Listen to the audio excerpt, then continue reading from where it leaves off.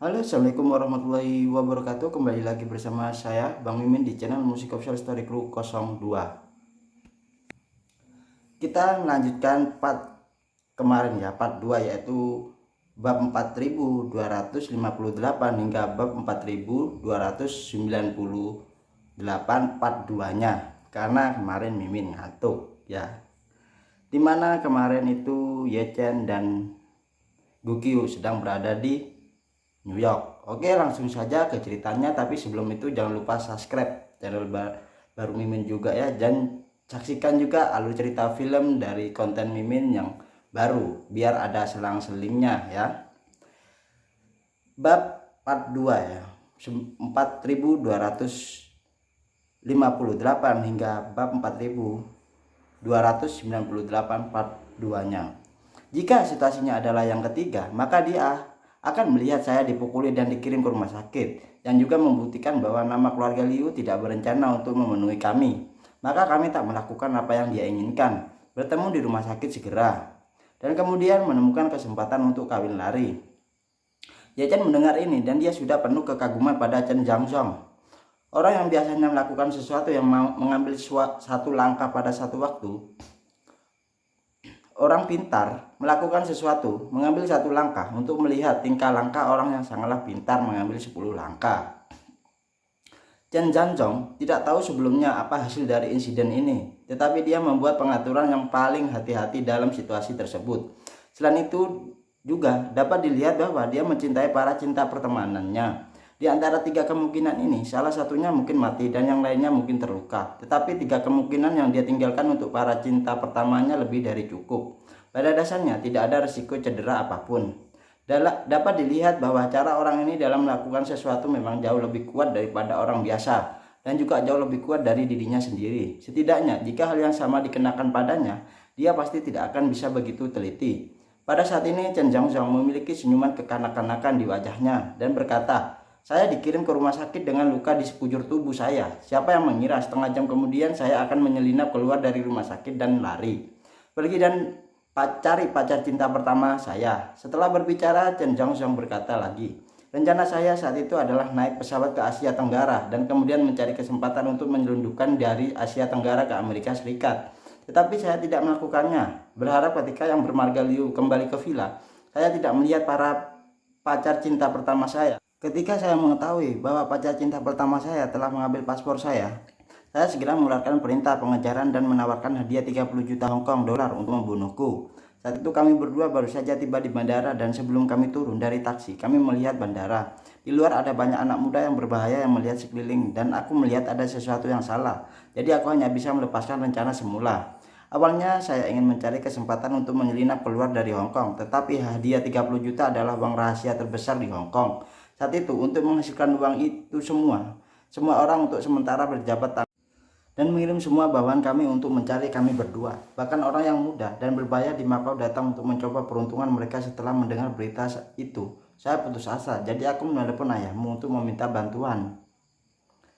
Setelah itu, Tuan Muda Changjing terbang dari Yanjing bertemu dengan Liao dan membuat banyak pengorbanan dan konsensi sebelum dia setuju untuk membiarkan kita hidup.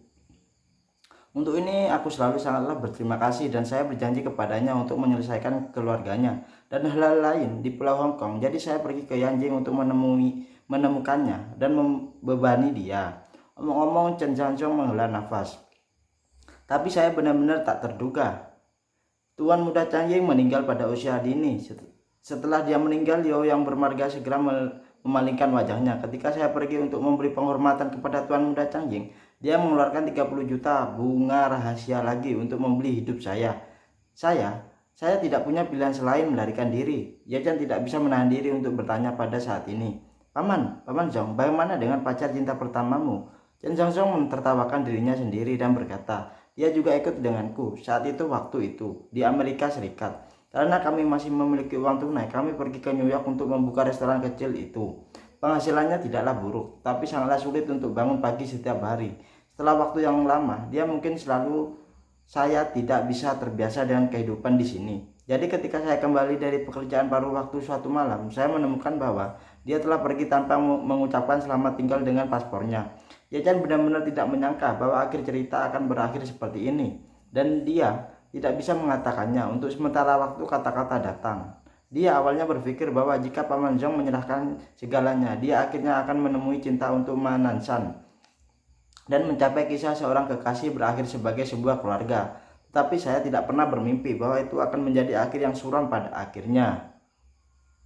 Chen Zhongzhong juga melihat kekejutan Ye Chen, tersenyum sedikit, mengangkat bahu dan berkata, "Aku bisa mengerti apa yang dia lakukan. Lagi pula ketika dia berada di Pulau Hong Kong, dia tinggal di sebuah villa mewah dan puluhan juta di Xikundao dan datang dengan saya. Setelah Amerika Serikat, saya tinggal di ruang bawah tanah, kurang dari 5 meter persegi, dan kehidupan gelap semacam itu benar-benarlah tidak dapat diterima oleh orang biasa."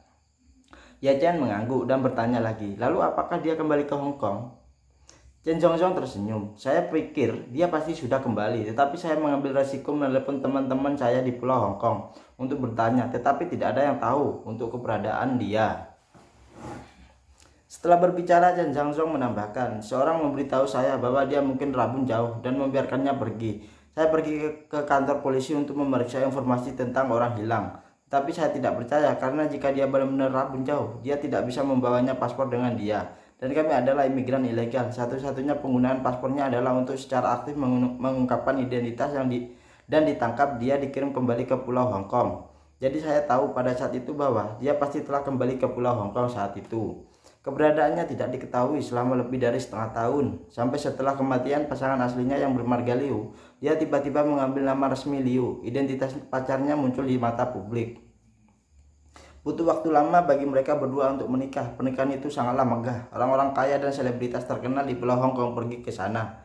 Saya menyeret orang untuk membeli beberapa laporan dari Pulau Hong Kong, surat kabar dan majalah pernikahannya. Memiliki banyak foto adegan pernikahan. Melihat dia sangatlah bahagia di dalam foto itu.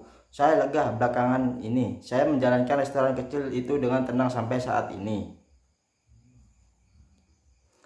Ketika Ye Chen mendengar ini, dia tidak tahu harus berkata apa-apa. Kedengarannya Chen Zhongzhong membayar begitu banyak untuk cinta, tetapi pada akhirnya ternyata tidak ada apa-apanya. Bahkan bisa dikatakan dia kehilangan istrinya dan kehilangan pasukannya.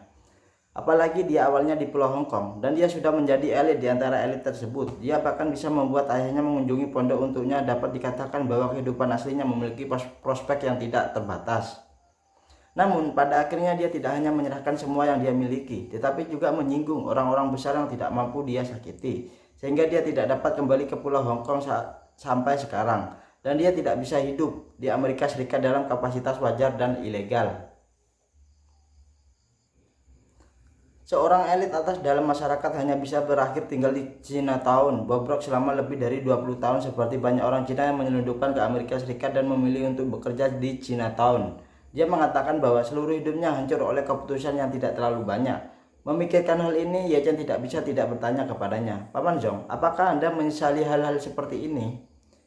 Chen Zhongzhong menggelengkan kepalanya dan tersenyum ringan. Tidak ada yang perlu disesali. Semua orang bertanggung jawab atas keputusan mereka sendiri. Saya sangatlah berharap bahwa saya dapat pergi ke akhir dengan dia, tetapi saya tertawa oleh cinta pada waktu itu, dan saya gagal untuk secara objektif dan menganalisis kelayakan masalah ini dari berbagai sudut pandang.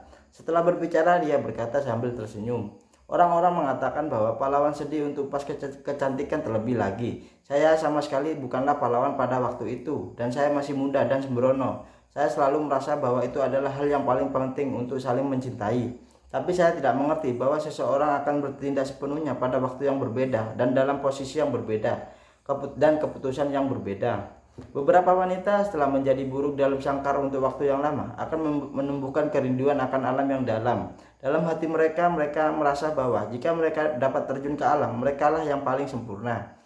Tetapi kebanyakan dari mereka tidak terlalu merindukan alam, tetapi mereka terlalu banyak dan hidup terlalu nyaman, sehingga mereka benar-benar membiarkan mereka terbang ke dalam alam dan menahan angin dan hujan, matahari dan hujan dan musim dingin, salju yang beku, dan kelaparan. Kebanyakan dari mereka akan memulai merindukan kandang lamanya. Pada saat ini di mata sangkar bukan lagi sangkar, tetapi sebuah istana yang dapat Anda hormati. Ngomong-ngomong, Chen Zhongzhong mengingatkan meja, menggelengkan kepalanya dan tersenyum pahit. Tidak seperti dia, saya benar-benar mendambakan yang besar. Tentu itu normal untuk berpisah. Setelah beberapa saat Zheng Zhongzhong tersenyum masam. Chen Zhongzhong mengambil gelas anggurnya dan menyesapnya, melambaikan tangannya lagi dan berkata sambil tersenyum, "Tapi cinta adalah sesuatu yang membutuhkan keberanian yang sembrono dan putus asa. Jika Anda memiliki jiwa, jika semuanya menghitung 10 langkah maju dan 10 langkah mundur, dan akhirnya menimbang pilihan yang paling menguntungkan, itu bukanlah cinta, ini adalah bisnis. Saya masih berharap hal-hal seperti cinta bisa sesederhana mungkin."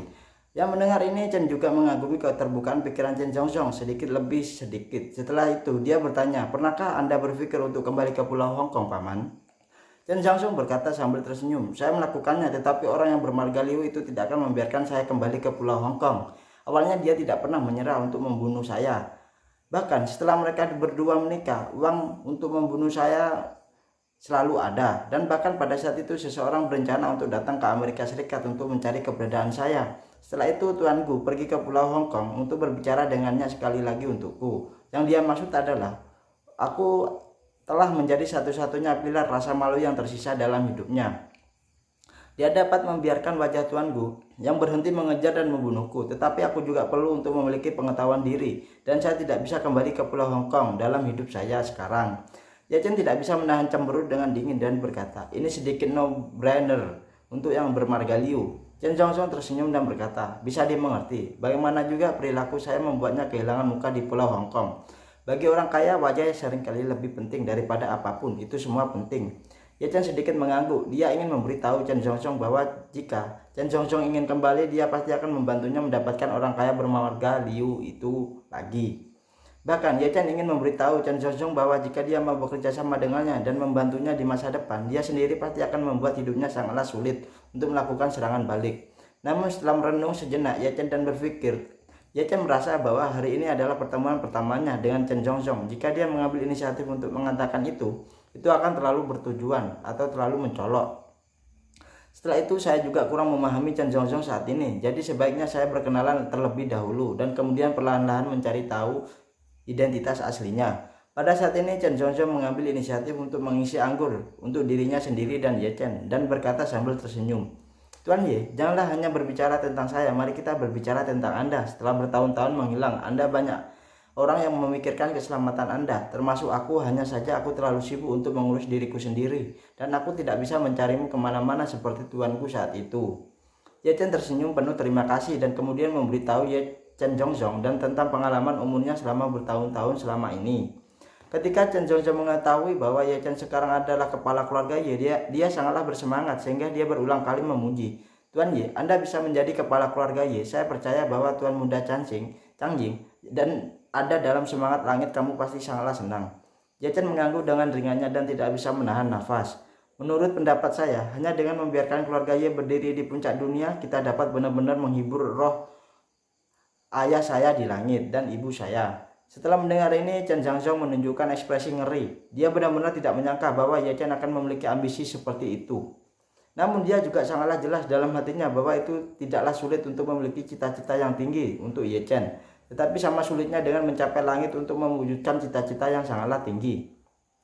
Dia tidak tahu seberapa mirip Chen dengan Ye Changjing. Ketika dia mengingat kebaikan Ye Changjing kepadanya saat itu, pada saat tertentu, dia memiliki ide untuk melayani Chen sebagai seekor anjingnya. Hanya saja dia dan Chen berpikiran sama. Tidak disarankan untuk menjalin persahabatan yang mendalam ketika mereka bertemu untuk pertama kalinya. Bagaimanapun dia belum mengenal Chen, dan Chen mungkin tidak terlalu memikirkan dirinya sendiri. Akibatnya mereka berdua membuat topik lebih mudah untuk berbicara dalam pemahaman diam-diam. Dan sesegera mungkin mereka berbicara tentang perjalanan mereka ke New York. Chen Zhongzhong bertanya kepada Chen, "Tuan Ye datang ke Amerika Serikat kali ini. Haruskah dia melakukan perjalanan khusus untuk mendukung konser Ronaldo atau ada hal lain?" Chen tersenyum dan berkata, "Sebenarnya saya menemani istri saya ke Amerika Serikat untuk studi lebih lanjut. Dan kebetulan di Pulau Windans, saya di sini hari ini untuk menemani Putri Gu makan malam amal." Ternyata memang begitu. Chen Zhongzhong mengangguk dan berkata dengan sedikit ragu, "Makan malam amal yang diundang oleh Nona Gu pasti sangatlah berpengaruh, tetapi sepertinya saya tidak pernah mendengar tentang makan malam amal penting baru-baru ini." Gugiu berkata dengan santainya, sepertinya kamar dagang Tiongkok dan tuan muda dari keluarga Fei mengaturnya bersama untuk menyumbangkan uang kepada anak yatim Tiongkok di Eropa dan Amerika Serikat. Chen Zhongzhong mengerutkan kening dan sedikit dan tiba-tiba terasa sedikit berbeda. Meskipun dia hanya pemilik toko kecil, toko angsa panggang, karena dia belajar keuangan dan bekerja di bidang investasi dan keuangan dan manajemen bisnis, keahlian terbaiknya adalah mengumpulkan dan menganalisis informasi akurat. Berdasarkan kebiasaan yang telah dipertahankan selama bertahun-tahun ini, dia sangatlah memperhatikan informasi berharga di sekitarnya. Selama itu konten yang bermanfaat, apapun itu dia akan memperhatikan untuk menghafalnya, dia di benaknya dan menganalisisnya biasanya. Karena itu, dia pada dasarnya mengetahui semua peristiwa besar yang terjadi di New York dalam beberapa tahun dekade ini. Justru karena kebiasaan inilah dia telah banyak melihat dan menganalisis banyak hal, dan dia juga telah menyimpulkan seperangkat aturan sendiri. Yang pertama adalah kegiatan amal di New York. Hampir tidak ada badan amal yang tidak penting. Oleh karena itu, selama seseorang ingin melakukan amal, mereka akan melakukan segala kemungkinan untuk mempublikasikan dan membuat makan malam amal ini diketahui oleh semua orang. Dan makan malam amal yang dapat mengundang Gugiu saat ini sangatlah sesederhana mungkin, sehingga tidak ada berita sama sekali yang tidak normal sama sekali. Yang kedua adalah makan malam amal, yang merupakan bentuk ekspresi yang sangatlah mencolok. Terus terang, makan malam amal ini adalah sekelompok orang yang bisa menggunakan uangnya secara langsung untuk melakukan perbuatan baik dengan cara yang sesederhana itu. Tetapi mereka haruslah berkumpul dan mengadakan perjamuan yang indah. Mereka bahkan mengundang media untuk menyiarkan langsung. Semua hidup dan kemudian membuat acara profil tinggi. Tujuan mengambil uang tidak lebih dari untuk memaksimalkan bola mata mereka. Oleh karena itu, meskipun itu adalah makan malam amal, perlu untuk tetap rendah hati. Di mata Chen Zhongzhong itu seperti pasangan yang mengatakan mereka ingin menikah dengan tenang, tetapi mau tidak mau menyalakan petasan untuk merayakannya. Jadi dia bertanya kepada Ye Chen, "Tuan Ye, apakah Anda juga tamu yang diundang ke makan malam itu?" Ye Chen menggelengkan kepalanya dan berkata, Saya tidak diundang oleh para acara makan malam itu. Saya dipanggil oleh Gugiu, kata Gugiu sambil tersenyum. Paman Zhong, saudara Ye Chen dan saya telah dimanjakan untuk waktu yang lama sebelum dia setuju untuk datang dan menemani saya. Chen Zhongzhong merasa lebih aneh. Dia berpikir sejenak dan berkata, Nona Gu, saya tidak tahu tentang makan malam amal ini, jadi tidak nyaman untuk membawanya. Saya akan bertemu dunia. Nah, jadi itu rencana Gugiu. Chen Zhongzhong itu akan diajak juga oleh Gugiu untuk datang ke makan malam beserta Ye Chen juga. Namun Gugiu tidak menyanggupinya, dia menolaknya. Gugiu tidak menyangka bahwa Chen Zhongzhong benar-benar tertarik dengan makan malam amal dan tanpa ragu-ragu tersenyum dan berkata, "Jika Paman Zhong tertarik, ikutlah kami di malam hari nanti." Chen Zhongzhong mengangguk dan berkata sambil tersenyum, "Ya, itu tidak akan menimbulkan masalah bagi Nona Gu, kan?" Gugiu menggelengkan kepalanya dan berkata, "Mengapa? Mengapa Paman merasa tidak enak? Mereka mengundang saya untuk menjadi tamu. Jadi mengapa mereka haruslah memberi muka kepada saya?" Chen Zhongzhong menghela nafas. "Bagus, sejujurnya saya akan ke sana satu kali lah. Saya menyadari makan malam amal adalah ketika saya berada di Pulau Hong Kong lebih dari 20 hingga 30 tahun yang lalu. Sejak saya datang ke Amerika Serikat, saya belum pernah berpartisipasi dalam acara seperti itu. Dan saya baru saja pergi menemui dunia hari ini." Ye Chen berkata kepada Chen Zhongzhong, tidak diragukan lagi. Selain itu, dia tidak menanyakan detail lelangnya ini kepada Gugiu. Jadi dia tidak merasakan sesuatu yang aneh. Dia jauh lebih sensitif daripada Chen Zhongzhong dalam hal detail itu. Setelah makan malam, Ye Chen dan Gugiu hanya tinggal di restoran kecil Chen Zhongzhong.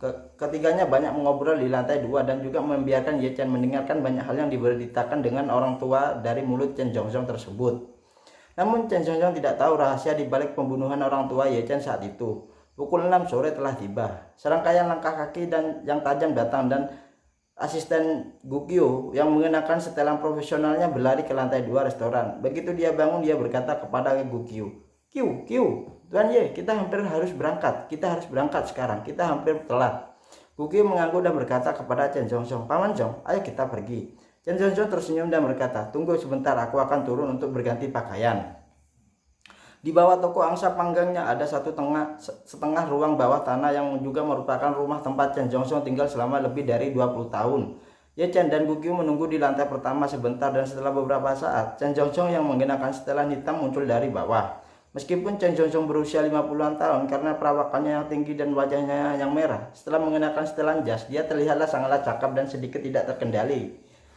Itu juga membuat Ye Chen menghela nafas dalam hatinya. Jika ayahnya masih hidup, dia mungkin akan menjadi seperti Chen Zhongzhong saat ini. Setelah itu, Ye Chen dan Gu Qiu dan Chen Zhongzhong mengambil Candi Lux anti peluru dan perusahaan keamanan dan pergi bersama tim ke tempat makan malam itu dan menggunakan naik ke mobil dan pergi ke Royal Palace Hotel di New York. Pada saat yang sama di Royal Palace Hotel, 8 ninja Iga yang dipimpin oleh Kazuka Hattori telah berganti pakaian menjadi pelayan dan memulai berpura-pura sibuk di belakang layar aula perjamuan. Karena kekurangan tenaga kerja hari ini, penanggung jawab Chen Fu memanggil 20 pekerja sementara untuk membantu dan semua karyawan berpengalaman dipindahkan ke depan untuk melayani pelanggan mereka yang memiliki sedikit pengalaman tetap tinggal untuk melakukan beberapa tugas. Ini juga merupakan rutinitas umum di hotel, jadi tidak ada yang merasa ada yang salah. Pukul 5:30, iring-iringan mobil Gu Qiu melaju ke Hotel Wang Fu dan kemudian di bawah bimbingan staf iring-iringan mobil melaju di pintu masuk ruangan perjamuan. Lorong ini berada di belakang ruang perjamuan yang tidak terbuka untuk tamu lain, sehingga dapat melindungi privasi VIP dengan lebih baik. Setelah konvoi berhenti, pengawal Amerika yang bertanggung jawab mengemudi berkata kepada Ye Chen Dung di kopilot, "Nona Chen, tolong tunggu di mobil sebentar. Sekarang kita harus turun dari mobil untuk konfirmasi keselamatan." Chen Dung mengangguk lalu beberapa mobil di depan dan mundur dalam satu tarikan nafas. Lebih dari 20 pengawal mengenakan rompi anti peluru. Orang-orang ini memanglah sangatlah profesional di bidangnya. Ketika turun dari mobil, mereka langsung memblokir kedua ujung konvoi dan melakukan pemeriksaan keselamatan secara detail di sisi kiri dan kanan mobil. Bahkan ada beberapa pengawal yang berjalan langsung ke lorong untuk memastikan dan memeriksa rute yang akan diambil Gu Qiu di selanjutnya. Setelah memastikan bahwa tidak ada bahwa suara rekan setimnya datang dari walkie-talkie pengemudi, semuanya sudah siap, biarkan Nona Gu turun dari mobil. Pengemudi segera berkata, "Nona Gu, Anda bisa turun dari mobil sekarang." Setelah berbicara, dia mendorong dan membuka pintu belakang untuk Gu Qiu. Gu Qiu dan Ye Chen berjalan dari mobil bersama, dan pada saat ini Chen Zhongzhong yang duduk di belakang mobil juga turun dari mobil. Kedua pengawal berjalan keluar dari terowongan dan berkata kepada Gu Qiu, "Nona Gu, Anda bisa masuk sekarang." Gu Qiu mengangguk. Pada saat ini, dua pria parubaya yang seseorang pria muda berjalan keluar dari terowongan bersama-sama. Pemimpinnya adalah Lu Xianan, Presiden Kamar Dagang Cina New York, dan pria parubaya yang berjalan di sebelah kirinya bernama Lu Xianing adalah Wakil Presiden Eksekutif Kamar Dagang Cina di New York dan teman Gu Yanzhong ketika dia masih muda. Adapun pemuda di sebelah kanan Lu Xinian, dia secara alami adalah penyelenggara makan malam amal ini, putra tertua dari keluarga Fei, yaitu Fei Haiyong. Fei Haiyong membuat pertemuan besar hanya untuk menjebak Gu Qiu di dalamnya. Jadi ketika dia mendengar bahwa Gu Qiu akan datang, dia tentu saja tidak sabar untuk melihatnya. Pada saat ini Gu Qiu juga melihat 3 orang ketika dia mengenali bahwa salah satu dari mereka Luan Lianing, teman ayahnya. Dia tersenyum dan berkata, "Halo Paman Luan, apa kabar? Anda datang ke Amerika Serikat selama beberapa tahun terakhir hari. Mengapa kamu tidak duduk di rumah pamanmu? Bibimu Sun telah berbicara tentangmu." Gu Qiu berkata dengan sopannya, "Paman Luan, ada banyak hal baru-baru ini dan aku belum meluangkan waktu untuk berkunjung dan berjalan-jalan. Jika Anda dan Bibi Sun punya waktu, saya akan pergi ke rumah Anda untuk makan malam besok malam." Luan Xianing berkata dengan gembira, "Oke, putri saya itu sangatlah mengagumi Anda. Jika saya tahu Anda akan makan di rumah, aku khawatir aku tidak akan bisa tidur malam dengan kegembiraan anakku nanti." Setelah berbicara, Lu Xianan baru berkata, "Ngomong-ngomong Qiu, Paman akan memperkenalkan kepadamu anak muda dan menjanjikan ini. Pemuda adalah tuan muda tertua dari keluarga Fei di Amerika Serikat, dan makan malam amal ini adalah tuan muda Fei Terorganisir." Fei Haiyong tersenyum sedikit dan mengangguk pada Gu Qiu dan berkata, "Halo Nona Gu, nama saya Fei Haiyong. Aku sudah lama mendengar namamu dan hari ini aku akhirnya bisa bertemu denganmu secara langsung." Gu Qiu juga mengangguk dan berkata, "Tuan muda Fei sangatlah sopan." Ye Chen yang berada di samping memandang Fei Haiyong dengan penuh minat dan berpikir dalam hatinya, "Saya tidak tahu apa hubungan tuan muda dari keluarga Fei dengan Fei Kexin. Ya, sepupu Fei Kexin atau sepupu Fei Kexin ya." Dalam pikiran Ye Chen, Luciana berkata lagi saat ini, Q, izinkan saya memperkenalkan Anda lagi. Ini adalah Presiden Kamar Dagang Cina di New York, Lucianan. Lucianan berkata sambil tersenyum. Nona Gu, merupakan kehormatan besar bagi Kamar Dagang Cina New York untuk bekerja sama dengan Anda kali ini. Yakinlah Nona Gu, Kamar Dagang Cina di New York kami akan melakukan yang terbaik untuk membuat Anda dan tim Anda puas. Gu Qiu mengaku dengan sopan dan berkata, ini akan menjadi kerja keras untuk Presiden Lu. Pada saat ini Luciana memandang Ye Chen lalu Ye Chen Zhangzong dan bertanya dengan rasa ingin tahu. Qiu, siapakah kedua pria ini? Gu Qiu pertama kali memperkenalkan Chen Zhangzong dan berkata, ini Chen Zhangzong, teman lama ayahku. Setelah berbicara dia memperkenalkan Ye Chen dan serius. Adapun ini nama keluarganya adalah Ye. Dia adalah kepala ahli Feng Shui dari tur Amerika Utara. Saya butuh banyak upaya untuk mengundang dari Cina dan Anda bisa memanggilnya Tuan Ye sama seperti saya. Tuan Ye, Lucianan berkata sedikit terkejut.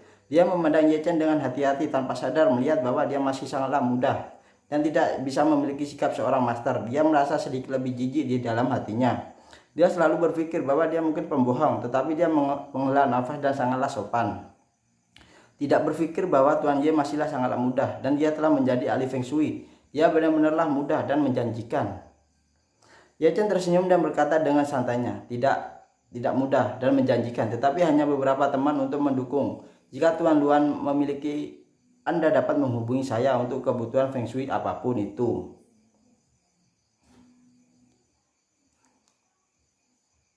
Luciana sama sekali tidak percaya pada rahasia Feng Shui, jadi dia tidak menganggap Ye Chen, tetapi berkata sambil tersenyum. Oke, karena Tuan Ye berkata begitu, saya akan mendukung Anda ketika saya memiliki kesempatan. Ye Chen melihat bahwa dia benar-benar saya tidak masuk angin dan beberapa kata sopan hanyalah adegan yang lewat. Jika teman ini benar-benar ingin mengundangnya untuk menunjukkan Feng Shui kepadanya, dia tidak akan mengabaikannya sama sekali. Apa yang disebut interaksi sosial adalah hantu seperti itu, atau basa-basi lah ya. Anda jelas tidak memandang rendah pihak lain, tetapi Anda harus menunjukkan kekaguman. Anda mengatakan bahwa Anda memiliki sesuatu untuk dibicarakan, tetapi di dalam hati Anda menginginkan yang lain pihak untuk tidak menghubungi Anda di masa depan. Jadi Ye Chen hanyalah berkata, maaf Tuan Luan, saya memiliki banyak jadwal baru-baru ini. Jika Anda benar-benar membutuhkan Feng Shui, saya dapat merekomendasikan master Feng Shui lainnya untuk Anda. Luciana tidak menyangka Ye Chen untuk berbicara begitu lugas. Saya merasa sedikit tidak bahagia di hati saya dan berpikir dalam hati saya sopan kepada Anda hanya untuk memberi Anda wajah, tetapi Anda masih menganggapnya serius. Apakah Anda pikir saya akan benar-benar mengundang Anda untuk menunjukkan kepada saya apakah Feng Shui itu? Jadi Luciana menyeringai. Dia berkata, tidak apa-apa Tuan, karena Tuan Ye tidak punya waktu baru-baru ini. Mari kita bicarakan lain kali waktu. Ketika dia mengatakan ini, apa yang dia pikirkan Luciana di dalam hatinya adalah, bajingan bocah ini, sangatlah sombong. Aku akan membicarakannya sebentar lagi. Kamu harus meluangkan waktu untuk mengingatkan Gu Qiu dengan baik. Jangan jatuh cinta kepada pembohong semacam ini. Wei Hayong berkata sambil tersenyum, makan malam akan dimulai sebentar lagi. Atau ayo kita pergi dulu. Kita akan bersiap untuk Nona Gu. Setelah memasuki ruang VIP, Nona Gu akan turun untuk beristirahat di sana sebentar. Dan kemudian naik ke panggung setelah perjamuan dimulai sehingga mengejutkan tamu lain di luar setelah berbicara. Wei Hayong menambahkan, sekarang kecuali kami bertiga yang lain lebih dari 200 tamu tidak tahu bahwa Nona Gu adalah VIP misterius malam ini. Dan saya percaya bahwa ketika Nona Gu naik ke atas panggung, itu pasti akan menimbulkan sensasi sangatlah besar. Gu Qiu tahu pengaturannya, jadi tidak keberatan dan mengikuti dengan ringan mengangguk kepalanya dan berkata dengan sopannya, Tuan Muda Fei telah bekerja keras. Wei Hayong tersenyum dan berkata, inilah yang harus saya lakukan. Setelah mengatakan itu, dia buru-buru memberi isyarat undangan berkata, Nona Gu, tolong. Gu Qiu mengaku dan seseorang pengawal Amerika melangkah maju dan berkata kepada Gu Qiu, Nona Gu, kami telah memeriksa bagian dalamnya dan mereka semuanya sangatlah baik, aman dan ada personil keamanan yang diatur oleh Master Fei. Jadi kami tidak akan mengirim terlalu banyak orang. Saya berencana untuk membiarkan 6 anggota tim masuk bersama Anda. Dan sisanya berjaga di depan pintu dan belakang pintu. Gu Qiu tidak meragukan dirinya sendiri akan ada masalah dengan keamanan, jadi dia setuju saja. Setelah itu Gu Qiu membawa Ye Chen dan Chen Zhangzong dan asisten Chen Duodo diikuti oleh Wei Hayong dan lainnya.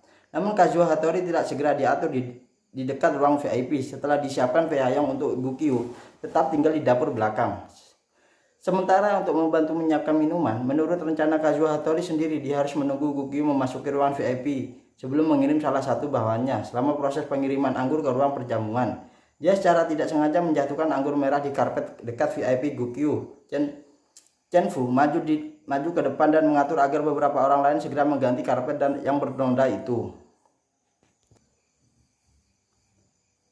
Dan mereka memanfaatkan kesempatan untuk mengganti karpet untuk menyerang Gukyu. Pada saat ini Fei Hayong dan yang lainnya membawa Gukyu dan rombongannya ke pintu ruang VIP. Fei Hayong berinisiatif membuka pintu dan berkata kepada Gukyu, "Nona Gu, silakan istirahatlah di sini sebentar dan makan malam secara resmi akan dimulai nanti. Presiden Lu dan Wakil Presiden Luan akan memberikan pidato masing-masing. Ketika pidato kami selesai, kami akan mengumumkan bahwa kami akan mengundang VIP misterius ke panggung dan akan ada staf yang memberitahu Anda ketika saatnya tiba." Gukyu mengangguk dan mengerti, tidak banyak berpikir dan berkata, "Kalau begitu aku akan menunggu di sini." "Oke." Fei Hayong mengangguk senang dan berkata sambil tersenyum, "Kalau begitu Nona Gu akan beristirahat dulu dan kami akan pergi ke depan dan bersiap-siap."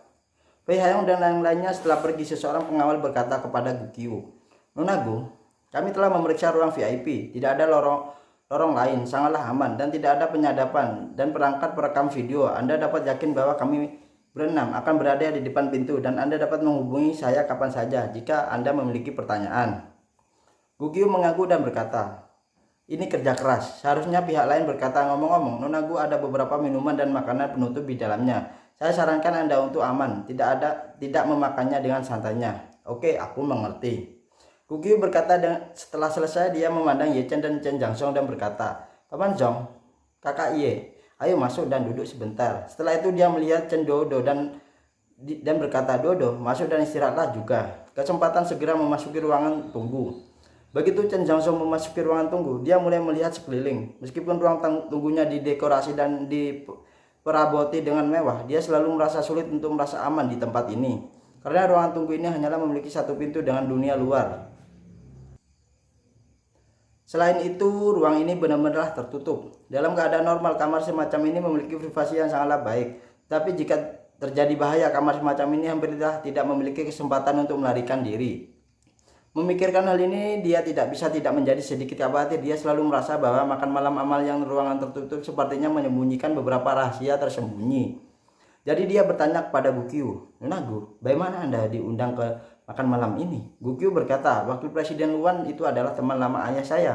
Karena hubungan ini saya dalam beberapa pemberhentian pertama dari tur saya mencapai serangkaian kerjasama dengan Kamar Dagang Cina New York beberapa hari yang lalu. Paman Luan mengatakan bahwa tuan muda dari keluarga Fei akan bekerja sama dengan mereka untuk mengadakan makan malam amal. Saya harap saya bisa datang. Saya pikir makan malam amal ini topiknya cukuplah bermakna. Jadi saya setuju." Chen Jiangxiong mengangguk dan kemudian bertanya, "Makan malam amal, malam ini adalah untuk anak yatim piatu Cina kan?" "Iya." Gukyu mengangguk. Yu Guang mau tak mau tanpa sadar melihat Ye Chen dan berkata, "Saudara Ye Chen banyak menderita di panti asuhan saat itu dan sekarang dia juga menyumbangkan banyak dana untuk amal bagi anak yatim. Jadi saya juga ingin berkontribusi pada anak yatim." Chen Duodo yang berada di sampingnya juga diam-diam menatap Ye Chen saat ini, ingin melihat apakah ekspresi Ye Chen akan berubah karena pertanyaan Chen Zhaozong. Ye Chen yang saraf emosinya sedikit lamban tidak bereaksi sama seperti Chen Zhaozong, bahkan lebih khawatir di dalam hatinya. Santai-santai saja Ye Chen ya. Karena dia merasa dengan cara ini makan malam amal ini lebih dibuat khusus untuk Gukyu. Lalu apa tujuan pihak lain untuk melakukan hal seperti ini? Apakah tujuan Tuan Muda Fei itu karena jatuh cinta pada Gukyu dan ingin melayaninya atau apakah pihak lain memiliki pikiran buruk tentang Gukyu?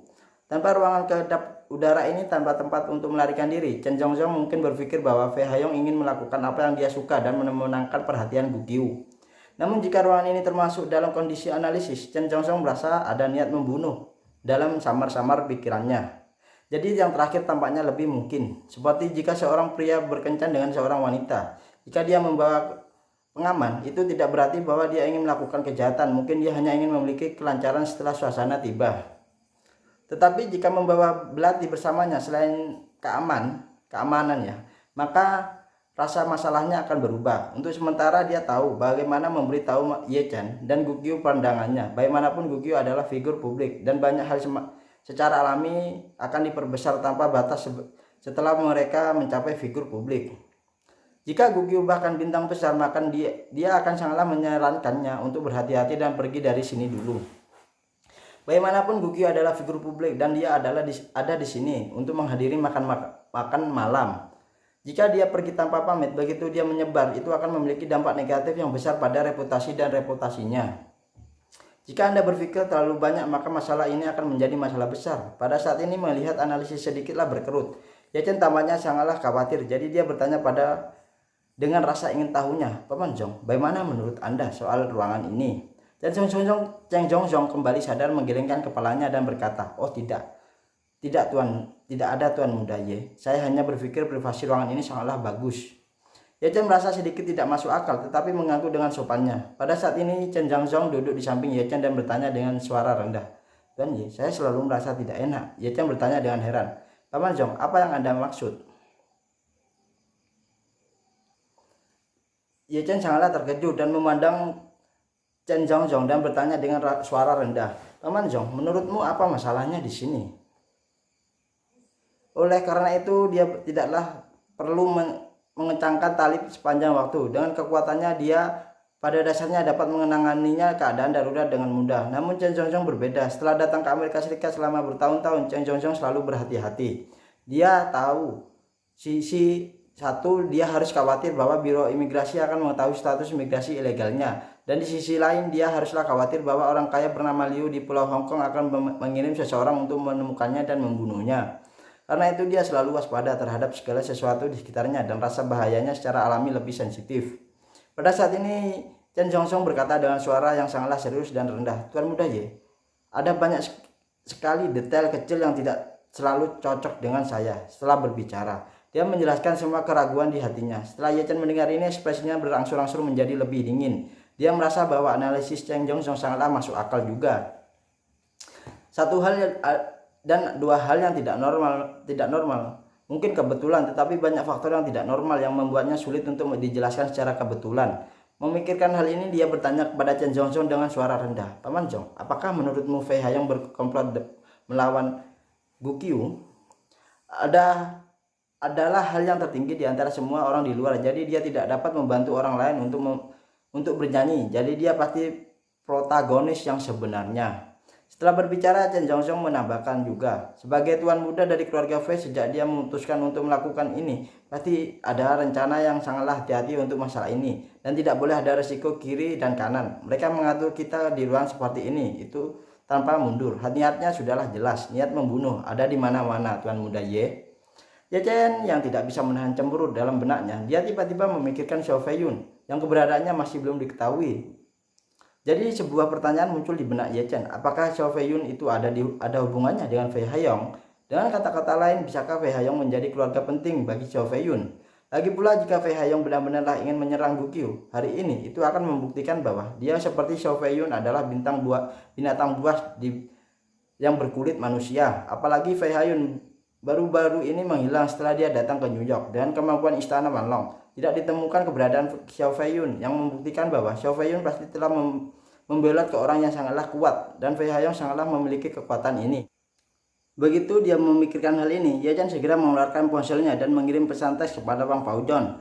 Teks dari pesan teks itu adalah, periksa Xiao Feiyun dan Fei Haiyong dari keluarga Fei untuk melihat apakah ada persimpangan antara dua orang ini di masa lalu, dan juga periksa apa hubungan antara Fei Haiyong dan Fei Jianshong. Istana Wanlong jauh lebih mudah untuk memeriksa apapun yang tertulis dalam file. Meskipun banyak materi Fei Haiyong sangatlah transkripsi, Istana Wanlong memiliki informan sendiri di Departemen Intelijen Amerika Serikat dan memilikinya sendiri. Prestasi terlatih juga dapat langsung menguraikan rahasia informasi. Jadi mereka dengan cepat menemukan file Xiao Feiyun dan Fei Haiyong dan kemudian membandingkan dua file tersebut, dan mereka segera menemukannya. Sama seperti Ye-Chen sedang menunggu balasan Gukyu, menatap mereka berdua dengan heran dan bertanya, Paman Zhong, saudara Ye, apa yang kalian berdua bicarakan di sana? Apakah itu sangatlah rahasia? Ye-Chen tersenyum sedikit dan berkata dengan santainya, saya ingin tahu tentang Tuan Muda Fei, jadi saya akan bertanya kepada Paman Zhong. Gukyu bertanya tanpa alasan, Kakak Ye, apa yang membuatmu penasaran tentang dia? Tepat ketika Ye-Chen hendak berbicara, dia tiba-tiba menerima pesan teks yang berbunyi, Tuan Muda Ye, ayah Fei Haiyong adalah Fei Xiaobin, kakeknya adalah Fei Shanhai, Fei Jianshong adalah kakek buyutnya, dan yang lainnya masih di bawah kendali penyelidikan. Ketika Ye-Chen melihat ini, dia tahu bahwa Fei Haiyong ternyata adalah keponakan Fei Kexin. Jadi dia berkata kepada Shou Gyukyu, "Ini kebetulan, aku kenal bibi Fei Haiyong." "Hah?" Gyukyu bertanya dengan heran, "Bagaimana kamu bisa mengenal bibinya?" Ye Chen tersenyum, "Ini ceritanya yang sangatlah panjang." Pada saat ini ponsel Ye Chen menerima pesan lain. "Tuan Ye, Xiao Feiyun dari Fei Haiyong pernah belajar di universitas yang sama. Dan waktu yang mereka pergi ke universitas benar-benarlah tumpang tindih. Setidaknya dapat membuktikan bahwa keduanya dari mereka adalah hubungan alumni atau teman lama. Persetan." Ye Chen mengutuk dalam hatinya. Ketika dia menerima pesan ini, di hatinya segera menjadi jernih. Dan dia tidak bisa menahan diri untuk berpikir, "Saya tidak dapat menemukan Xiao Feiyun di mana-mana di New York." Jadi dia datang ke New York. Mereka membelot ke Fei Haiyong mungkin. Keluarga Fei sangatlah kuat dan New York adalah teman belakang keluarga Fei. Bagaimana kekuatan dan sumber daya mereka di New York dapat dibandingkan dengan istana Wanglong. Jika Xiao Feiyun telah bersembunyi dari keluarga Fei, bahkan jika istana Wanglong mencari 1 bulan lagi, itu mungkin tidak dapat menemukan keberadaannya. Jadi Ye Chen sangatlah yakin bahwa malam amal ini adalah trik Fei Haiyong untuk Gyukyu, dan bahkan mungkin Xiao Feiyun adalah di belakangnya. Pada saat ini ekspresi Ye Chen menjadi sangatlah jelek. Dia benar-benar tidak menyangka bahwa tuan muda dari keluarga Fei akan begitu berani, bahkan saudara perempuan Ye Chen berani bergerak. Pada saat ini Ye Chen Changjong juga melihat bahwa ekspresi Ye Chen salah dan dengan cepat berkata dengan suara rendah, "Tuan Ye, jika pihak lain benar-benar sangatlah jahat, mungkin sulit untuk berurusan dengan hanya beberapa pengawal di luar. Dan aku berspekulasi bahwa pihak lain pasti akan memilih untuk beramal. Ketika perjamuan dimulai secara resmi kita akan diserang. Jadi sepertinya kita hanya memiliki waktu 5 menit tersisa." Setelah berbicara dia segera menambahkan, "Saya punya rencana untuk menunda tentara dan sekarang saya akan segera menelpon 911 dan memberitahu mereka bahwa ada seseorang di sini gunakan bahan peledak untuk merencanakan serangan teroris." Di New York, serangan teroris adalah insiden tingkat tinggi. Begitu laporan terkait dengan teroris diterima, polisi akan menanganinya sangatlah serius.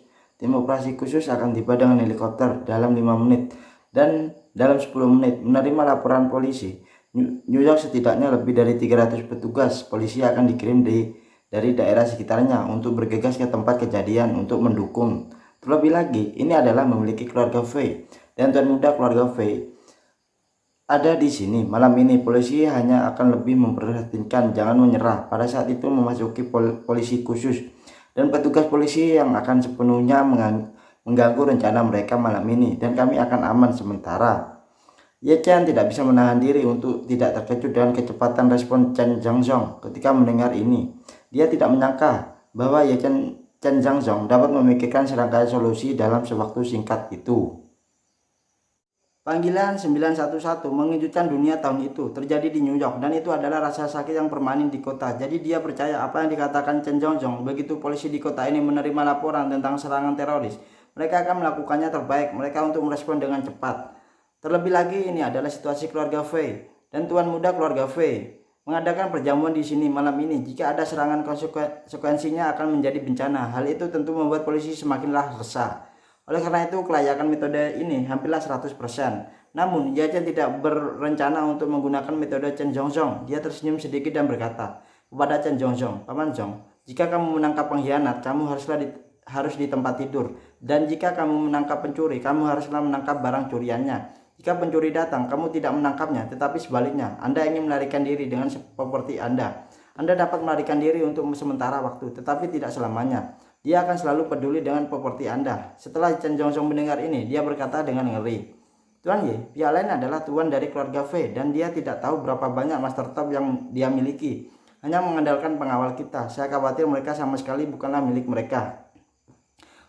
Lawan yang paling penting bagi kita sekarang adalah mundur dan kemudian berpikir tentang tindakan balasan, meninggalkan pembuktian hijau, tidak takut kehabisan kayu bakar." Ye Chen mengangguk dan berkata sambil tersenyum, "Paman Zhong, janganlah khawatir. Tidak masalah apakah dia babon atau monyet. Selama aku di sini, tidak ada yang bisa melakukan atau menyakiti kita." Chen Zhangzong tidak mengerti bahwa dia telah memberitahu Ye Chen tingkat bahaya masalah ini tanpa syarat, tetapi Ye Chen tidak bergeming atau Ye Chen sangatlah santainya. Dia tidak bisa menahan nafas. "Tuan muda Ye, tidak benar-benar berpikir Anda dapat mengendalikan situasi seperti itu." Memikirkan hal ini, dia tidak bisa menahan perasaan canggungnya dibandingkan dengan tuan muda Ye Changying. Tuan muda Ye Changying sangatlah berani, tetapi dia masih memiliki gambaran besar. Ini jauh lebih buruk. Jika Anda tidak dapat melarikan diri hari ini, bukankah tuan muda Ye Changying akan hancur? Chen Zhangzong merasa seperti tersengat listrik ketika memikirkan hal ini. Dia tahu bahwa Ye Changying hanyalah memiliki satu putra, yaitu Ye Chen, dan dia baru tahu hari ini bahwa Ye Chen masihlah hidup.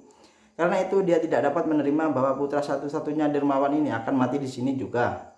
Dia merasa bahwa dia telah bertahan selama lebih dari 20 tahun dan tidak ada yang perlu disesali ketika dia meninggal, tetapi Ye Chen masih muda dan darah yang mengalir melaluinya adalah darah naga dan ponik di antara dua orang Ye Changying dan An Chengqi. Bagaimanapun aku tidak bisa hanya melihatnya mati di sini.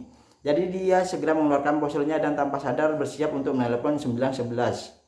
Pada saat ini dia tidak lagi peduli apakah Ye Chen akan memblokir atau tidak, dan apakah Ye Chen akan marah atau tidak. Menurutnya menjaga nyawanya Ye Chen adalah yang paling penting saat ini. Namun ketika dia mengeluarkan ponselnya dan hendak membukanya, dia tiba-tiba menemukan bahwa sudut kanan atas ponsel itu benar-benar menampilkan kata tidak ada sinyal. Dia berseru dalam hatinya, ini adalah pusat kota New York, bagaimana mungkin tidak ada sinyal operator? Mungkinkah mereka memblokir sinyal ponsel saat ini?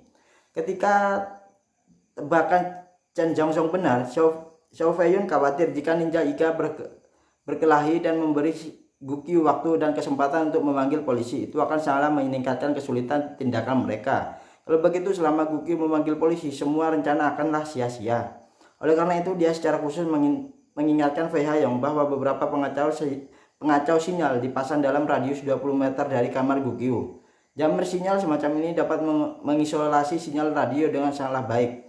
Setelah dihidupkan, apakah itu sinyal ponsel atau sinyal walkie-talkie, itu akan benar-benarlah terputus.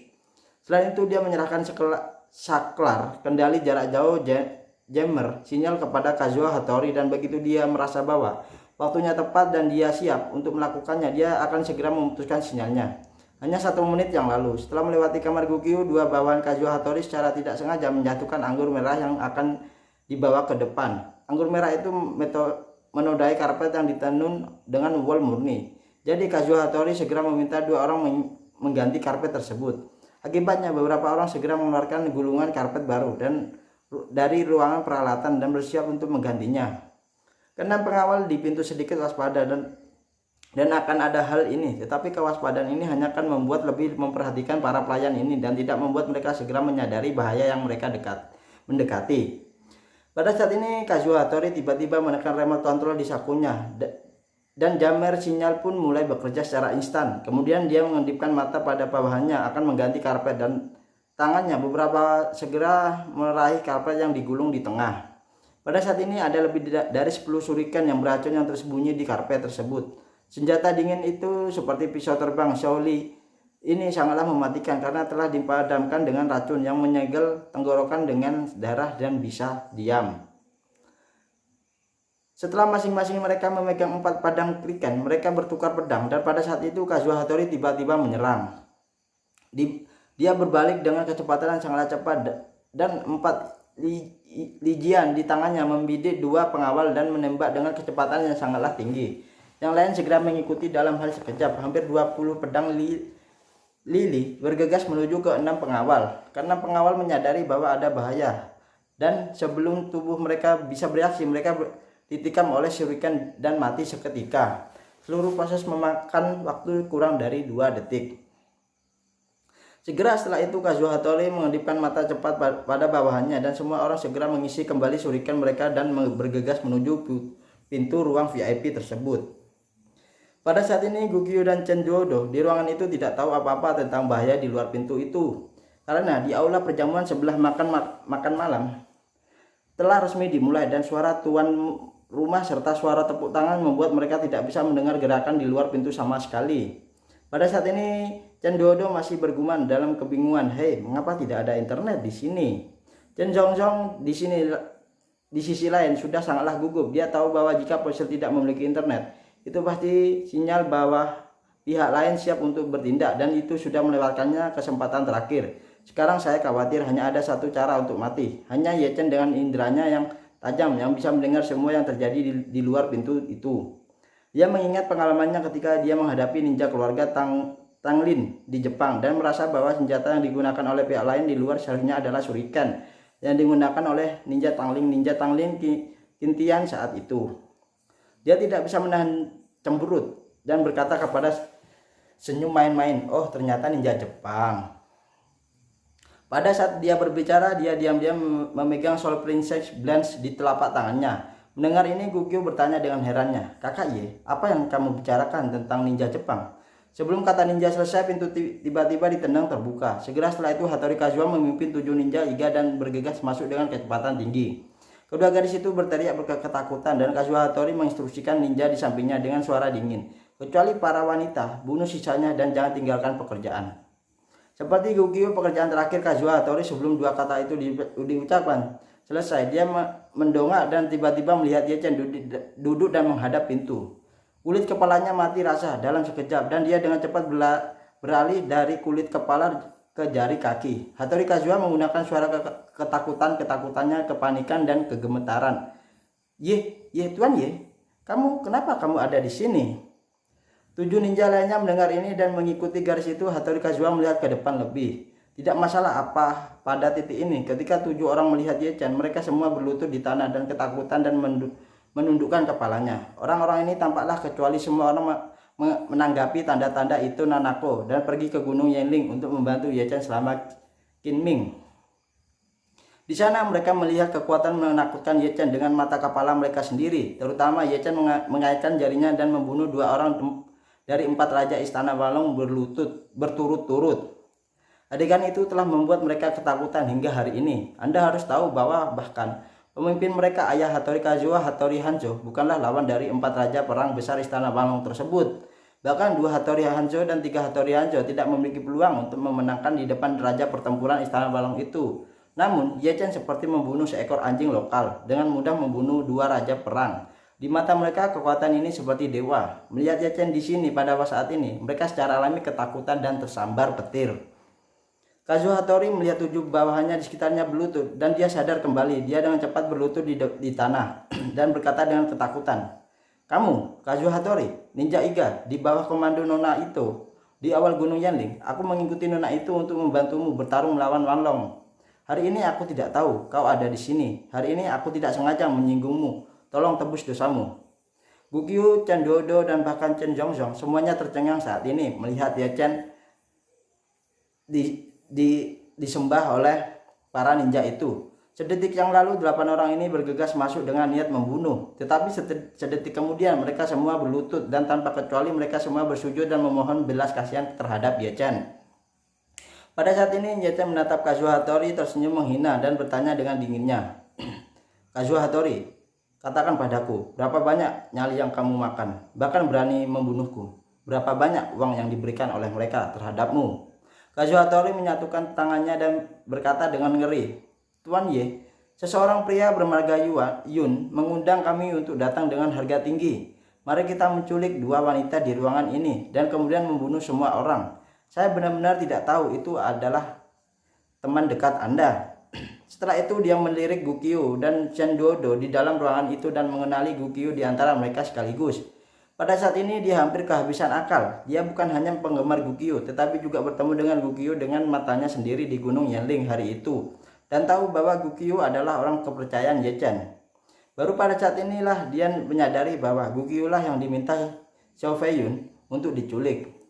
Dia tidak bisa menahan omelan dalam hatinya. Bukankah ini anjing sialan? Saya lebih suka menculik Amaterasu daripada wanita Ye Chen ini, atau saudara Ye Chen. Kazuha Hattori yang sangatlah bingung menangis dan berkata, tidak heran. Pria bermarga Yun itu tidak mau memberitahu siapa targetnya.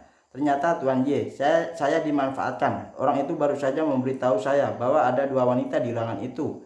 Mari kita ambil kedua wanita itu terlebih dahulu, diikat dan memberitahu saya siapakah kedua wanita itu. Setelah itu dia berlutut beberapa langkah datang ke Ye Chen dan bersujud seperti orang gila dan menangis. Tuan Ye, aku benar-benar tidak tahu bahwa ada Anda dan Nona Gu ada di sini. Jika saya tahu, bahkan jika Anda memberi saya 10.000 keberanian, saya tidak akan pernah berani menyakiti Nona Gu. Mohon belas kasihan Anda dan lepaskan saya kali ini.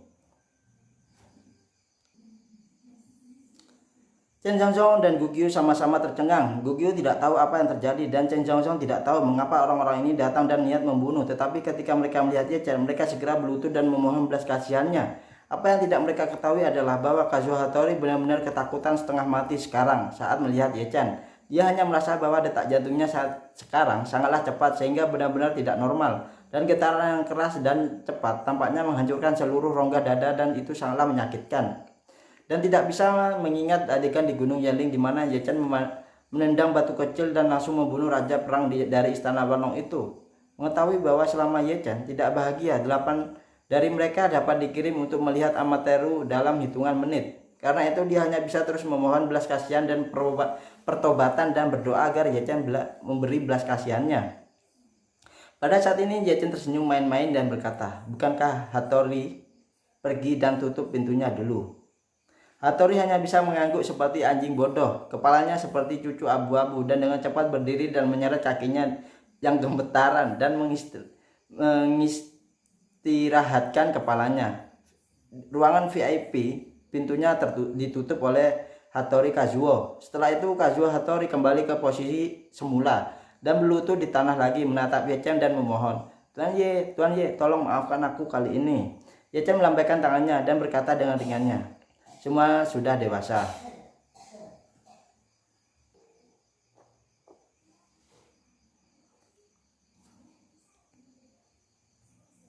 "Semuanya sudah dewasa. Kamu masih melamun seperti anak kecil di sini. Itu membosankan."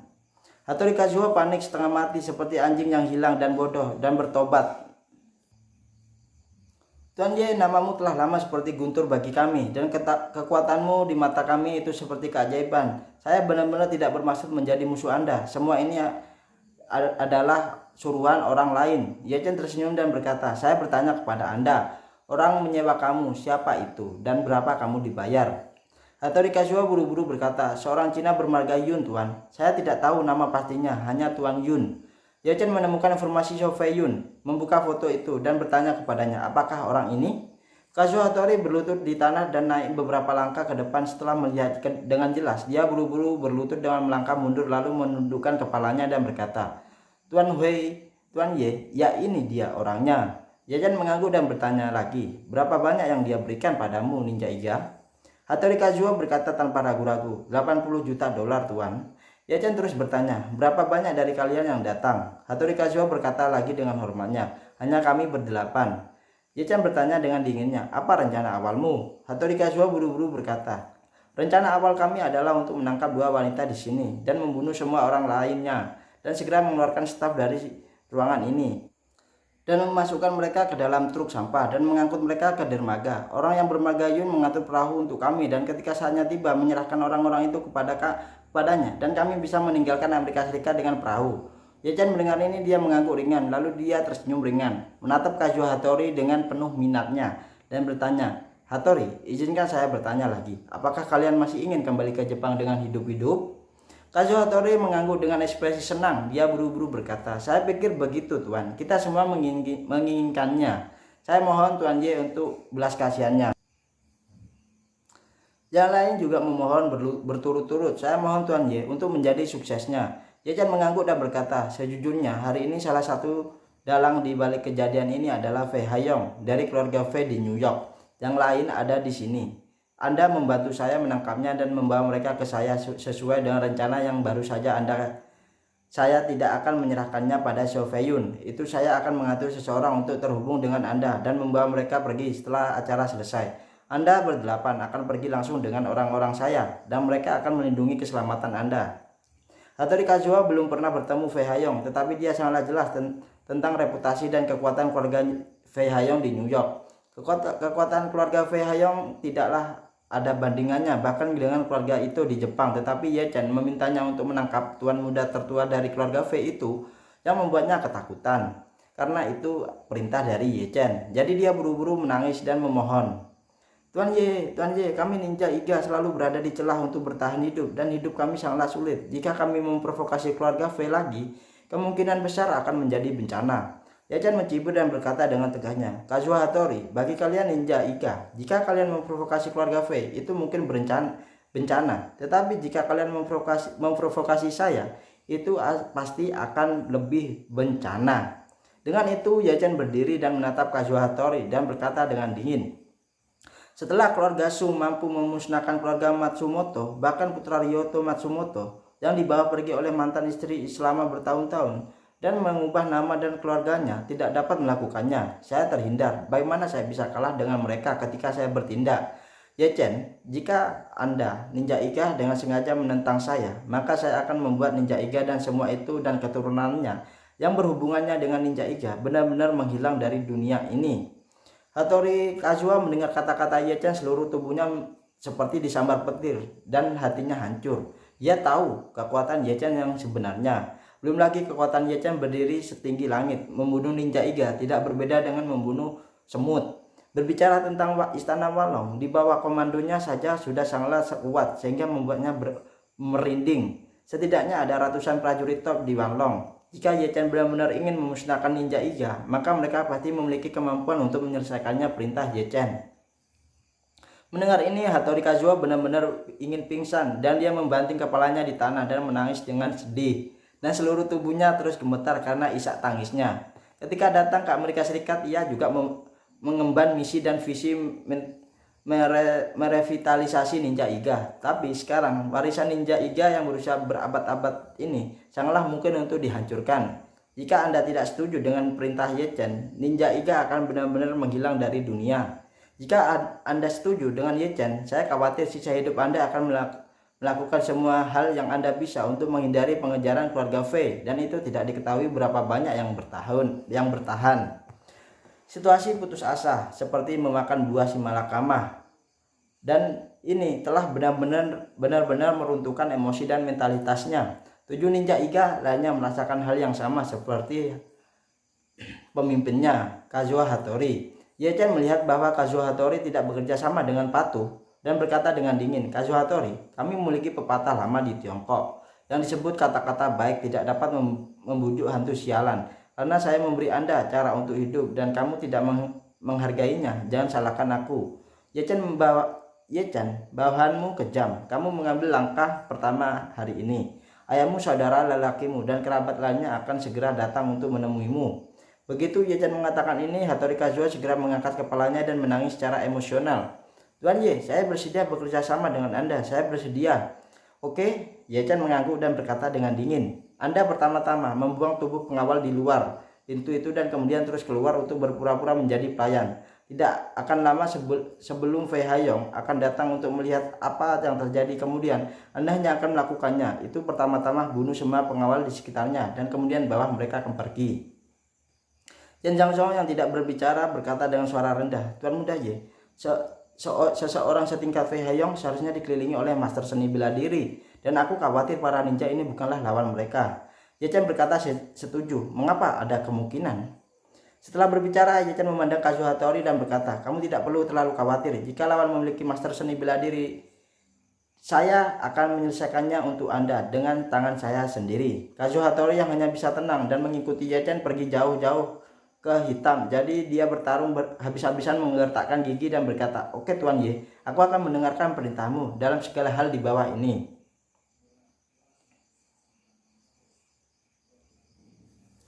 Untuk memastikan tidak ada yang salah, Ye Chen mengeluarkan informasi Fei Haiyong yang dikirim oleh Wang Paojuan di ponselnya dan membuka foto Fei Haiyong dan menyerahkannya kepada Hattori dan beberapa pria dan berkata, kamu ingat orang ini dengan baik-baik. Jika dia nanti bawa seseorang, kamu tunggu saja dia masuk, bunuh semua bawahannya. Jika dia datang sendiri, ikat saja dia dan bawahan dia ke tempatku. Mengerti? Kazuo Hattori tidak berani berkatakan lebih banyak lagi dan mengangguk dengan cepat. Tuan Ye, jangan khawatir, saya mengerti perintah Anda sekarang. Ye Chen mengangguk dan berkata lagi, jika dia meminta orang untuk datang untuk memeriksa kebenaran, Anda tidak perlu melakukannya. Lakukan apa saja, biarkan mereka masuk.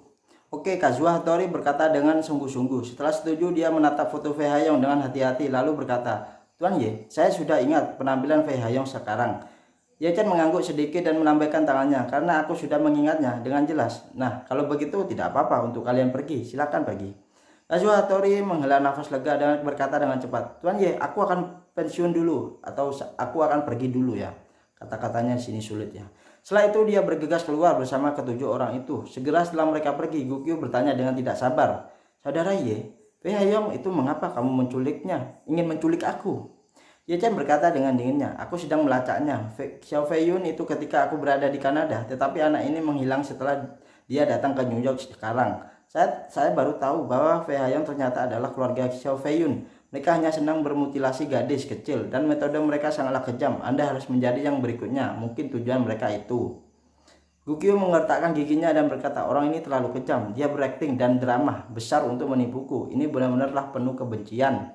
Ye Chen tersenyum dan berkata, "Q, janganlah khawatir. Aku akan membiarkannya. Siapa yang akan membayar harga terbesar itu? Aku akan membalaskannya." Gukyu tidak bisa tidak bertanya dengan Ye Chen, "Saudara Ye, apa rencanamu selanjutnya? Apakah kamu akan mengikat Fei Haiyong dan menculiknya?" Ye Chen mengangguk dan berkata dengan tegahnya, "Saya pasti tidak akan membiarkan mereka pergi. Tapi sekarang saya tidak tahu keberadaan Xiao Fei Yun secara spesifik pun. Karena Fei Haiyong ada di sini. Mari kita ambil kesempatan ini untuk menelponnya terlebih lagi, ambil rencana selanjutnya." Gukyu dengan cepat mengingatkan saudara Ye Chen, keluarga Fei sangatlah kuat dan merupakan keluarga Cina terbesar kedua di Amerika Utara setelah keluarga An. Jika Anda menyentuh tuan muda mereka, apakah masalah ini akan membawa masalah bagi Anda? Tidak masalah. Itu bukan masalah bagiku. Ye Chen berkata dengan senyum santainya. Kami tidak mengikat orang-orang mereka. Kami hanya saksi. Chen Xiangxiang tidak bisa tidak mengagumi Ye Chen. "Tuan Ye, metode ini hebat. Tunggu Fei Haiyong itu datang. Ninja itu membunuh bawahannya dan menculiknya. Dan bahkan 6 pengawal yang baru saja meninggal dapat dihitung di kepala mereka. Kita hanya perlu tampil baik di depan polisi. Lalu kita dapat melihat apa dari sisi lain."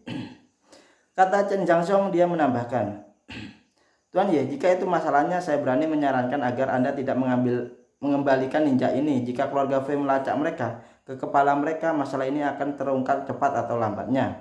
Ye Chen mengangguk setuju dan berkata, "Memang ada risiko seperti itu." Setelah berbicara, Ye Chen bertanya kepada Chen Xiangxiang, "Paman Zhong, apa Anda punya saran bagus?" Chen Xiangxiang berkata dengan tergesa-gesa, "Aku baru saja mendengar dari ninja Jepang bahwa orang yang mengundang mereka adalah Xiao Fei Yun yang kamu carikan." "Ya." Ye Chen mengangguk. Chen Xiangxiang menambahkan, "Tuan muda Ye, Anda tidak pernah dapat menemukan keberadaan Xiao Fei Yun kan? Menurut pendapat saya, Xiao Fei Yun mungkin bersembunyi di keluarga Fei saat ini untuk menasihati Fei Haiyong, dan keluarga Fei kuat, memiliki banyak industri dan dijaga ketat. Saya ingin mencari tahu, benar-benar tidak ada mudah baginya untuk datang." Ye Chen berkata setuju. "Ya, saya juga curiga bahwa Xiao Fei Yun telah bersembunyi di rumah Fei saat ini."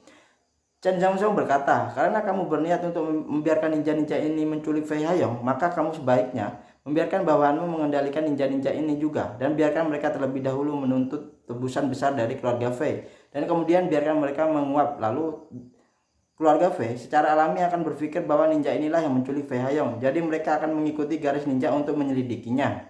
Jika mereka mengetahui identitas ninja-ninja ini, maka mereka pasti akan pergi ke Jepang untuk mencari keberadaan ninja itu. Dan orang-orang ada di tangan Anda. Mereka hanya dapat menemukan keberadaan kerabat ninja di Jepang waktu itu. Ketika mereka pergi ke Jepang, dan kemudian mereka pasti akan bertanya kepada Xiao Fei Yun, siapa yang menyewa ninja itu.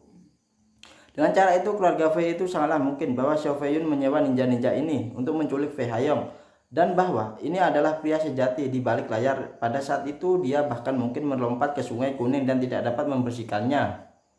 Bahwa begitu keluarga Fei menyelidiki di tingkat ninja di Jepang, tanpa menunggu mereka mengetahui hasil sebenarnya, Xiao Fei Yun sudah panik. Saat itu dia hanya punya dua pilihan, mengambil inisiatif untuk mengakui kegagalan segalanya kepada Fei atau kepada keluarga Fei, atau dia hanya bisa menggertakkan giginya dan lari untuk hidupnya. Tidak peduli apa yang dia lakukan, tidak peduli yang mana yang Anda pilih, keluarga Fei tidak akan membiarkan dia pergi. Ye Chen mengerutkan kening dan bertanya, "Paman Zhong, jika Xiao Fei Yun mengaku kepada keluarga Fei, bagaimana keluarga Fei akan menghadapinya?" Chen Xiangxiang berkata tanpa ragu-ragu lagi, "Jika saya adalah pemimpin keluarga Fei, jika Xiao Fei Yun datang kepada saya dan mengakui hal ini, hal yang pertama akan saya lakukan adalah akan membunuhnya, dan akan membunuhnya di tempat itu juga, agar tidak mengalami terlalu banyak mimpi buruk. Karena begitu hal yang menyebar, reputasi keluarga Fei akan menderita pukulan yang menghancurkan reputasinya. Bahkan jika Fei Haiyong, tuan muda tertua, tidak pernah dapat ditemukan lagi, ayahnya masih dapat menemukan seseorang untuk meregenerasi satu atau bahkan beberapa lagi. Tapi begitu reputasi keluarga benar-benar runtuh, kerugiannya tidak akan satu pun. Pria sangatlah sederhana, jadi bahkan ayah Fei Haiyong tidak akan pernah membiarkan apa yang dilakukan oleh Fei Haiyong melibatkan seluruh keluarganya. Jika sebuah keluarga dengan kekuatan yang begitu kuat tidak memiliki keberanian untuk mematahkan pergelangan tangannya, bukankah mungkin hari ini ketika Ye Chen mendengar ini hatinya tiba-tiba tercerahkan? Dan dia berkata sambil tersenyum, dengan cara ini setelah keluarga Fei menyelidiki masalah ninja, Xiao Feiyun hanya dapat melarikan diri dari keluarga Fei dan ada kemungkinan bertahan hidup. Itu benar, Chen Zhongxiong berkata, karena Anda telah mengirim orang untuk memasang jaringan di New York, Anda mungkin juga menggunakan metode ini untuk membiarkan keluarga Fei memaksa Xiao Feiyun keluar, atau biarkan Xiao Feiyun menjadi ditakuti oleh keluarga Fei setelah jeda. Chen Zhongxiong berkata lagi, Tuan Muda Ye, selama Anda tampil baik dalam adegan ini hari ini, keluarga Fei tidak akan pernah mencurigai Anda jika mereka terbunuh. Dan juga saya percaya bahwa itu tidak akan lama sebelum Anda dapat menangkap Xiao Feiyun, dan itu bahkan tidak akan sedikit pun, jangan khawatir akan ketahuan. Bagaimanapun ketika keluarga Fei mengetahui bahwa ninja itu disewa oleh Xiao Feiyun dan Xiao Feiyun tidak dapat menemukannya, mereka pasti akan berpikir bahwa Xiao Feiyun bersembunyi terlebih dahulu. Bahkan jika keluarga Fei tidak dapat menemukannya, Xiao Feiyun panjang hidup mereka tidak akan tahu akan menghubungkan masalah ini denganmu. Kamu pertama kali menangkap Fei Haiyong hari ini untuk menyaksikan tapi dari seberang pantai, dan besok kamu akan menunggu kelinci untuk menangkap Xiao Feiyun. Pada akhirnya kamu akan mendapatkan yang terbaik dari kedua dunia. Semakin Ye Chen memikirkannya, semakin dia merasa bahwa metode Chen Zhongxiong sangatlah layak. Satu-satunya hal yang harus saya lakukan adalah membunuh Hattori Kazuo dan yang lainnya, atau menyembunyikan mereka dulu. Namun karena dia telah berjanji untuk menyelamatkan nyawa seekor anjing itu, Ye Chen secara alami tidak akan melanggar janjinya dan membunuh mereka. Jadi selama Anda menyembunyikan mereka di tempat di mana tidak ada yang bisa menemukan masalah ini, tidak akan berkembang ke arah analisis Chen Zhongxiong. Adapun tempat untuk menyembunyikannya Hattori dan yang lainnya pada waktu itu adalah Ye Chen secara alami memiliki pilihan yang sangatlah baik di dalam hatinya. Tanpa ragu-ragu tujuan terbaik bagi mereka adalah Surya. Ini bab barunya ya, dari 4299 hingga bab 4303, yaitu 4 bab ada tambahan ya. Analisis Chen Zhongxiong membuat Ye Chen tidak bisa mengagumi Paman Zhong. Idemu sangatlah bagus, lakukan saja apa yang kamu katakan. Pada saat ini Chen Duodo tidak berkata, Tuan Ye, bukankah tadi Hattori Kazuo mengatakan bahwa bajingan bernama Xiao Feiyun sedang menunggunya untuk mengirim orang ke dermaga? Kenapa tidak menangkap Fei Haiyong dulu di sini lalu pergi ke dermaga untuk menangkap Xiao Feiyun? Itu apa perlunya masalah seperti itu? Chen Zhongxiong tersenyum dan berkata, Nona Duodo, kenyataan berbeda dari film. Dalam mudah dan berbahaya, Chen Haonan sering membawa adiknya untuk meretas orang. Hal semacam ini adalah kenyataan, jumlahnya sangatlah sedikit. Sebagian besar kejahatan teroger nasir memiliki hierarki internasional yang sangatlah ketat dan pembagian kerja yang sangatlah jelas. Setiap orang memiliki pembagian kerja dan tanggung jawab mereka sendiri. Bagaimana mungkin komando di belakang layar mengambil resiko, menempatkan dirinya dalam bahaya?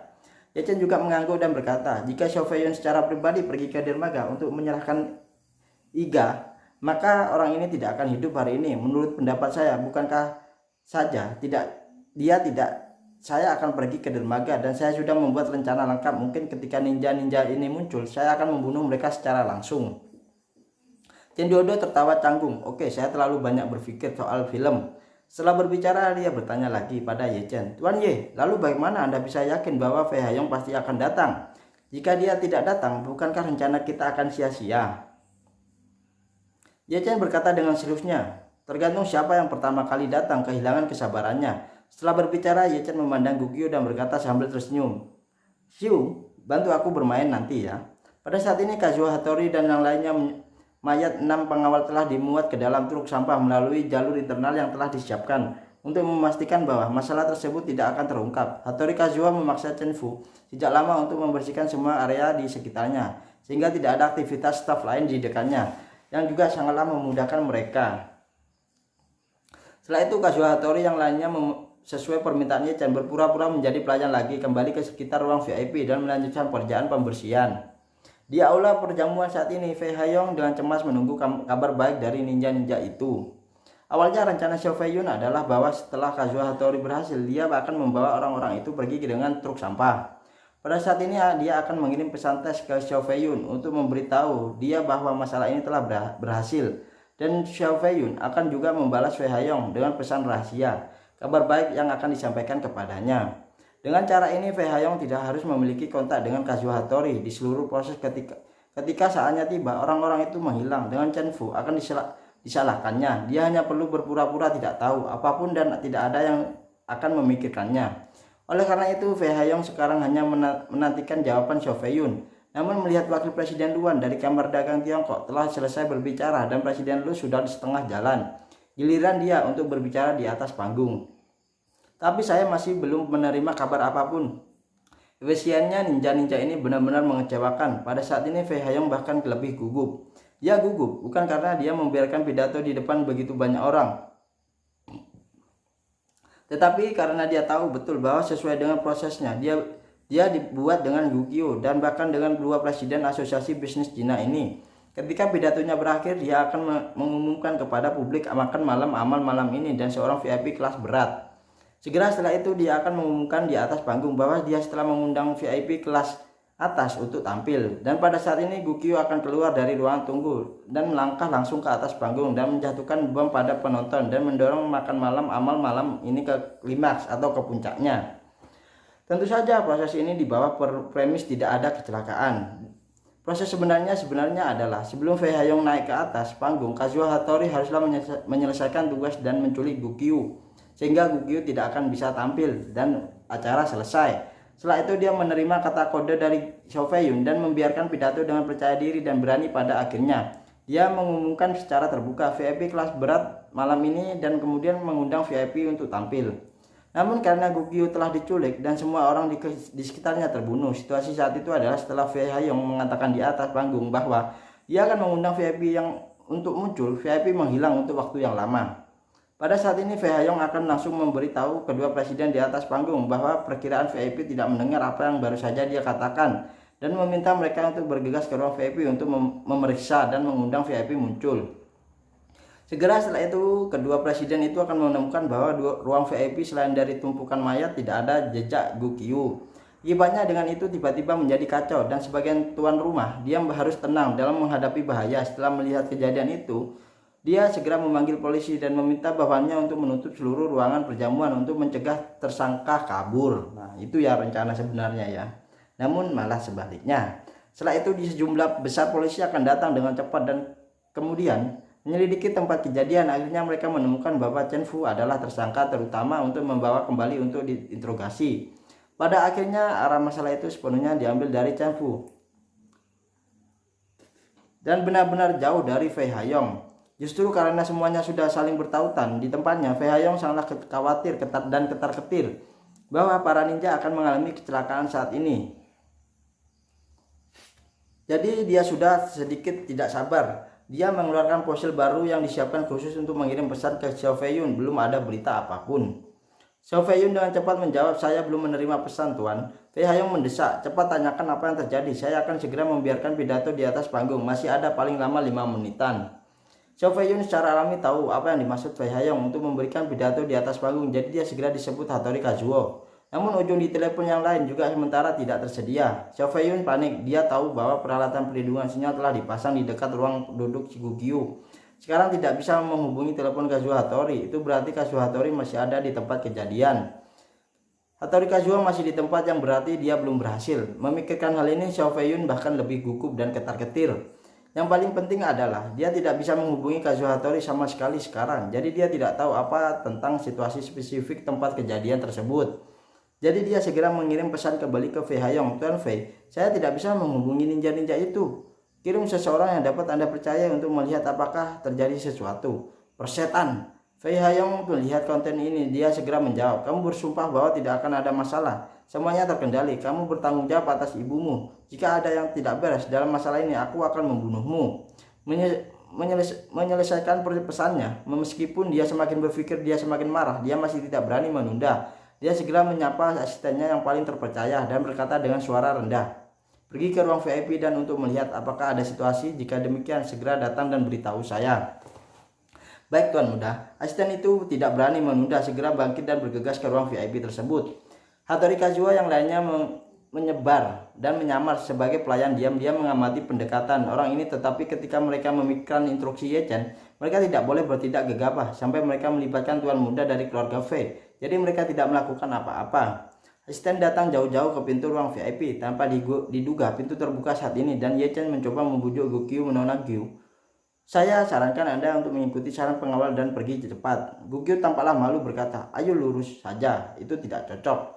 Ye Chen melambaikan tangannya dan berkata, "Apa yang tidak pantas? Keselamatan adalah hal yang paling penting." Asisten Fei Haiyong sedikitlah terkejut dengan cepat melangkah maju dan bertanya, "Nona Gu, Anda mau kemana?" Ye Chen berbalik melirik asisten dan bertanya, "Siapa Anda?" Asisten itu buru-buru berkata, "Saya asisten Tuan Fei dan nama saya Sun Hao." Ye Chen mengangguk kepalanya dan membuka mulutnya dan berkata, "Tolong memberitahu Tuan Fei, pengawal Nona Gu mengatakan bahwa tidak ada sinyal komunikasi di sini dan ada risiko keamanan yang besar. Demi keselamatan Nona Gu, kita harus pergi dulu."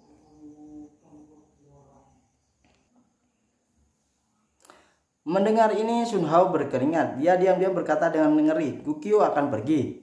Jika ini benar-benar membuatnya pergi, bukankah rencana Tuan Muda dan Xiao Feiyun gagal?" Sebagai asisten paling terpercaya Fei Haiyong, Sun Hao hampir tahu segalanya tentang Fei Haiyong.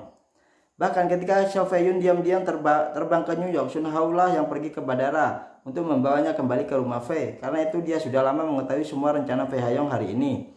Pada saat ini melihat bahwa Gukyu hendak pergi, bagaimana dia bisa hanya duduk dan menonton? Jadi dia dengan cepat berkata, "Tidak ada sinyal? Tidak mungkin. Apakah Anda salah paham?"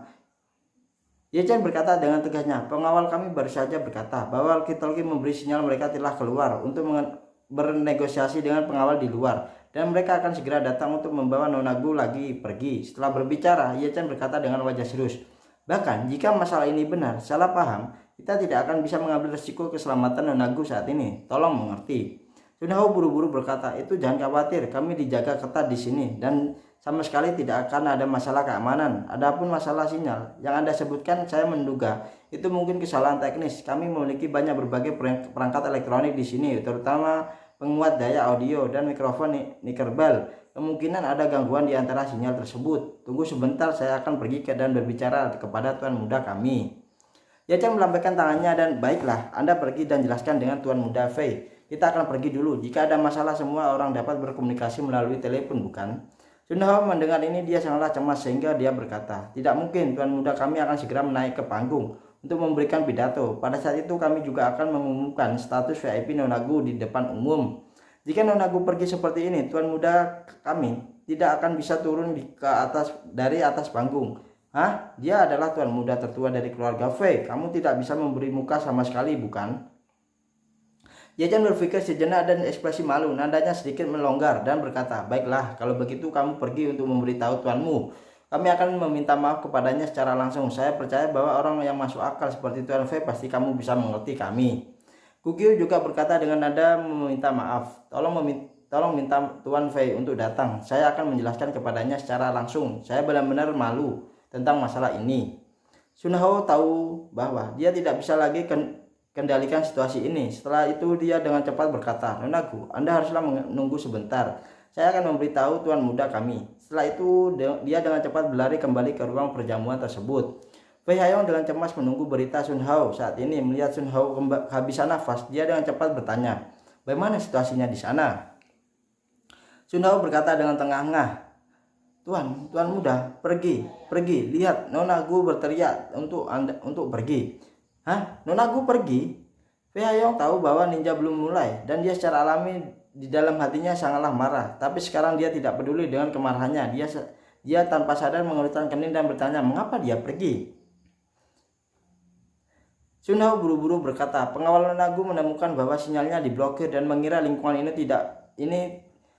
itu berbahaya. Jadi keluar dari sini pertimbangan keamanan mereka berpikir, biarkan Nona Gu keluar dari sini dulu. Aku akan menyalahkan pamannya." Fei Haiyong menggigil karena marah. Disepakati bahwa ninja akan membuka perisai ketika mereka mulai dan kemudian membuat keputusan cepat. Bagaimana perisai bisa dibuka untuk waktu yang lama dan Gukyu belum dikendalikan? Jika ini membuat Gukyu melarikan diri, bukankah itu akan membuang-buang waktu saja?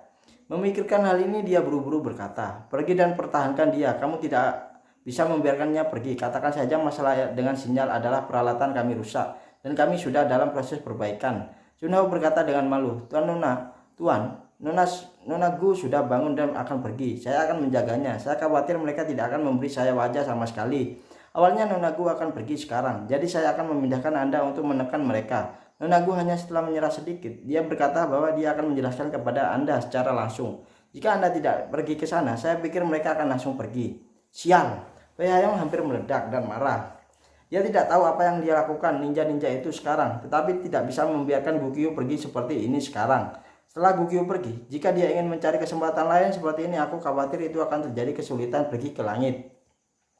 Memikirkan hal ini, sekiranya hampir tidak dapat berpikir secara mendalam, dan dia dengan cepat berkata kepada Sunhao, "Ayo, kamu ikut denganku." Pada saat ini, Wei Hayong hanya memikirkan cara menstabilkan Gukyu terlebih dahulu, dan kemudian menemukan cara untuk menghubungi ninja-ninja itu. Mari kita lihat apakah ada yang bisa diselamatkan. Oleh karena itu, bahkan dia tidak berpikir bahwa itu mungkin penjebakan terhadap dirinya sendiri. Selain itu, tempat itu sendiri adalah situasi keluarga Wei, dan Wei Hayong tidak khawatir tentang bahaya di situasi itu sendiri. Terlebih lagi, menurut pendapat Wei Hayong, semakin sedikit orang yang mengetahuinya, semakin baik. Jadi dia dan Sunhao berjalan cepat ke ruang VIP itu. Begitu Wei Hayong datang ke ruang VIP, dia melihat bahwa Gukyu sudah berdiri di pintu ruang VIP ditemani oleh Ye Chen dan yang lainnya. Ketika Wei Hayong melihat Gukyu dan tidak bertanya, "Oh Nona Gu, ada apa denganmu? Mengapa kamu tiba-tiba ingin pergi tanpa pamit? Sudah waktunya bagiku untuk naik ke panggung untuk memberikan pidato dan aku akan memperkenalkanmu kepada semua tamu yang terhormat. Jika Anda pergi saat ini, saya tidak akan bisa turun dari panggung." Gukyu tidak bisa berbicara, tetapi menatapnya dengan marah, menatap mata Wei Hayong jantung. Pada saat ini, Ye Chen mencibir dan berkata, "Tuan Muda Wei, tidak perlu khawatir, tidak bisa turun dari panggung karena Anda tidak punya kesempatan untuk bangun." Wei Hayong melebarkan matanya dan berkata, "Kau, apa maksudmu?" Begitu dia selesai berbicara, dia mendengarkan beberapa suara menerobos udara di belakangnya. Sebelum Wei Hayong bisa kembali sadar, asistennya Sunhao jatuh lurus ke depan. Dengan keras, Sunhao berbaring di tanah tanpa bergerak, tetapi Wei Hayong ngeri menemukan bahwa ada 4 belati gelap yang tertancap di punggung Sunhao, dan belati itu adalah tembakan shuriken oleh Kazuha Hattori. Wei Hayong ketakutan hendak meminta bantuan ketika dia langsung ditundukkan dari belakang, diikuti dengan pukulan keras di leher, dan dia pingsan. Hattori Kazuha segera melangkah maju untuk mendukung Wei Hayong yang tidak sadarkan diri, dan dengan cepat berkata kepada Ye Chen, "Tuan Ye, aku akan membawa mereka pergi dulu." Ye Chen mengangguk dan berkata, "Bawa keenam mayat itu kembali." Kazuha Hattori tidak berani untuk tidak mematuhi Ye Chen dan cepat mengedipkan mata kepada orang lain yang sudah muncul. Jadi beberapa orang dengan cepat memasuki Wei Hayong ke dalam truk sampah dan dengan cepat menyeret keenam mayat itu kembali dan melemparkannya ke pintu. Pada saat ini, sosok dan postur keenam orang ini hampirlah sama persis seperti ketika mereka baru saja dibunuh oleh Kazuha Hattori. Setelah Ye Chen memeriksa keempat kejadian ini, memberikan informasi kontak Wang Pojon kepada Kazuha Hattori dan menginstruksikan, "Hubungi dia setelah Anda keluar dan serahkan orang itu kepadanya." "Baik Tuan." Kazuha Hattori sudah menyerah dan mengangguk cepat dan buru-buru melarikan diri dari tempat kejadian itu. Pada saat ini Ye Chen berkata kepada Gukyu, Chen Zhongzhong dan Ye Chen Doudo, "Kalian bertiga kembali ke kamarmu dan duduk. Saatnya untuk menguji kemampuan akting semua orang mereka." Bertiga saling melirik lalu bergegas kembali ke sofa duduk. Pada saat ini Ye Chen juga kembali ke kamar dan menutup pintu dengan lembut. Detik berikutnya Ye Chen tiba-tiba membuka pintu, melirik mayat 6 pengawal dan asisten di tanah dan berteriak keras, "Seseorang pembunuhan." Nah, itu ya untuk bab The Story of Ye Chen bab 4258 hingga bab 4298, dan ada tambahan lagi bab 4299 hingga bab 4303 ya. Terima kasih dari saya ucapkan wabillahi taufiq wal hidayah. Wassalamualaikum warahmatullahi wabarakatuh. Sampai jumpa di lain video. Jangan lupa nonton konten-konten mimin yang lainnya. Bye bye.